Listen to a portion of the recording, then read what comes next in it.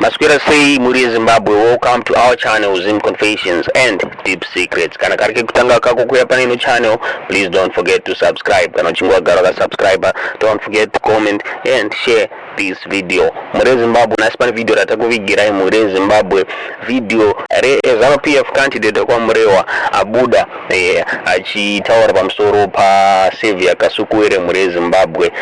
Abuda achihundura Sevia Kasukuwere muri Zimbabwe. Hanzi Sevia Kasukuwere, Hanzi Ingochani muri Zimbabwe, Anodanana Nevarungu muri Zimbabwe.